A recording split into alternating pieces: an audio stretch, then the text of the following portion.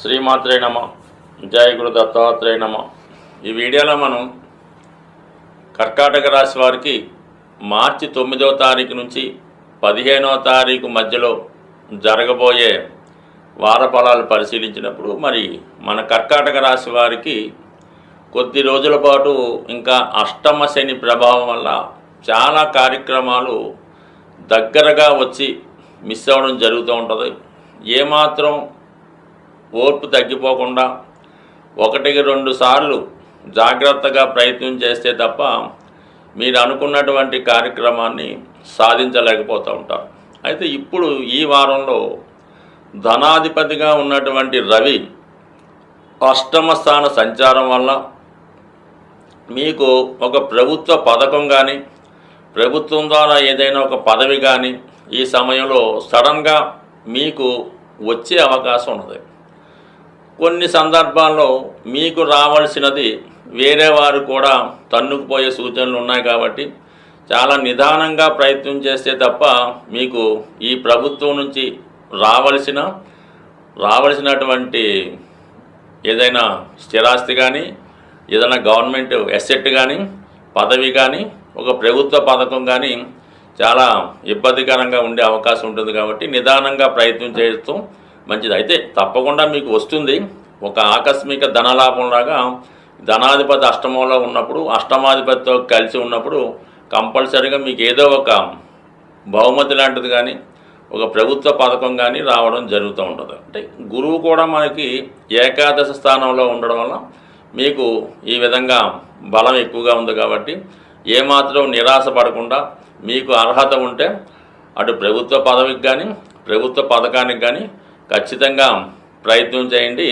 ఇంచుమించుగా మీకు ఈ అవకాశం కొద్ది రోజులు మాత్రమే ఉంటుంది కాబట్టి ప్రయత్నం మీది. దాని తర్వాత ముఖ్యంగా 12వ స్థానంలో కుజగ్రహ సంచారం, ఇది ఉద్యోగపరమైనటువంటి మార్పుకి చాలా ప్రధాన కారణం అవుతూ ఉంది. అలాగే మీరు పర్మనెంట్ ఉద్యోగంలో ఉంటే ఉద్యోగరీత్యా వేరే ప్రాంతంలో కొన్నాళ్ళ పాటు విధి నిర్వహణ చేయవలసి ఉంటుంది.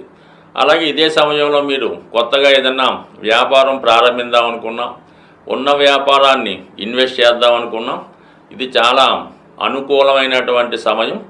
అలాగే మీరు ఉద్యోగం మారడానికి కానీ ఇది చాలా వరకు మీకు సహకరిస్తుంది. ముఖ్యంగా స్థిరాస్తి మీద పెట్టుబడి పెట్టడానికి కానీ స్థిరాస్తి కొనడానికి కూడా ఈ గ్రహస్థితి అనుకూలిస్తూ ఉంది.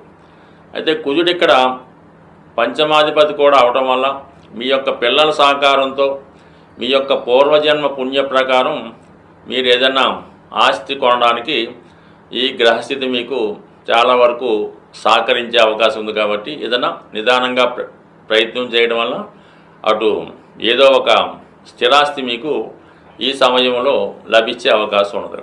ఇక ఎక్కువగా ఏంటంటే భాగ్యస్థానంలో శుక్రగ్రహం ఉచ్చస్థితిలో ఉండడం వల్ల మరి ఈ రాశిలో ఉన్నటువంటి స్త్రీలకి ఇది చాలా అనుకూలించే సమయం.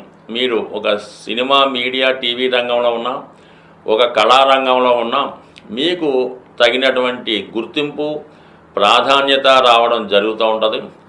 అటు స్వదేశంతో పాటు విదేశంలో కూడా మీకు మంచి అవకాశాలు రావడం జరుగుతూ ఉంటుంది. ఒక సెలబ్రిటీ హోదా ఈ రాశిలో ఉన్నటువంటి స్త్రీలకి లభించే అవకాశం ఉన్నది.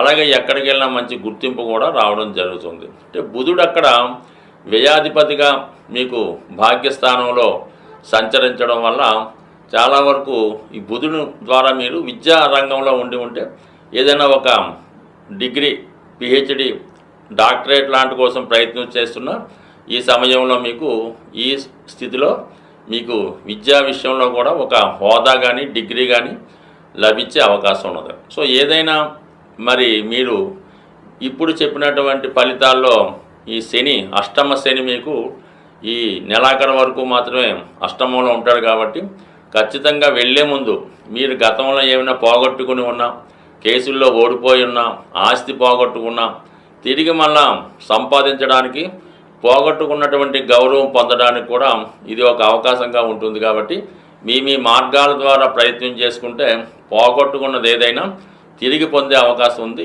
సాధారణంగా ఇప్పుడు ఉన్నటువంటి గ్రహస్థితి ప్రకారం ఈ వివాహ విషయంలో వివాహ ప్రయత్నాలు చేస్తున్న వారికి చాలా ఇబ్బందులు ఎవరైతే ఎదుర్కొంటున్నారో ముఖ్యంగా అమ్మాయిలకి ఈ రాబోయే మార్చి 14వ తారీఖు పౌర్ణమి రోజు, ఇది చాలా ఇంపార్టెంట్గా ఈ పౌర్ణమి రోజు ఎవరైతే అమ్మాయిలు కానీ ఎవరైతే పెళ్ళికి కావాల్సినటువంటి అమ్మాయిల తల్లిగారు కూడా ఈ పరిహారం పాటించవచ్చు.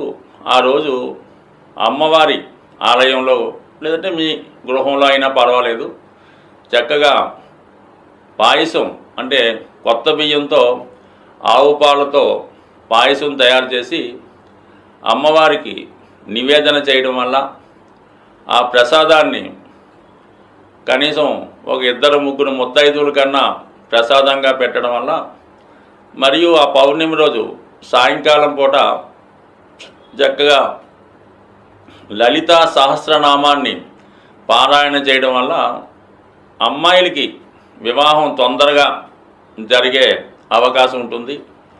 అలాగే చాలా వరకు ఈ గృహంలో ఆగ్నేయ భాగంలో, అంటే మీరు అద్దెకున్నా లేదంటే సొంత గృహమైనా ఆగ్నేయ భాగంలో దోషం ఉన్నప్పుడు, అంటే నూతులు కానీ గోతులు కానీ టాయిలెట్స్ కానీ సరిగ్గా మెయింటైన్ చేయనప్పుడు, మరి ఈ ఆగ్నేయ దోష ప్రభావం వల్ల మీ కుటుంబంలో ఉన్నటువంటి స్త్రీలకి అనారోగ్య సమస్యలు, యజమానురాలకి అలాగే అమ్మాయిలకి వివాహ సంబంధాలు కుదరకపోవడం, కుదిరిన పెళ్ళైనా ఏదో కారణం వల్ల పుట్టింట్లోనే స్థిర నివాసం ఏర్పరచుకునే విధంగా ఈ ఆగ్నేయ దోషం ఇబ్బంది పెడుతుంటుంది. కాబట్టి మరి అది కూడా వీలైతే సరి చేసుకుంటే మరి మీ కుటుంబంలో అమ్మాయిలకి వివాహం జరుగుతుంది.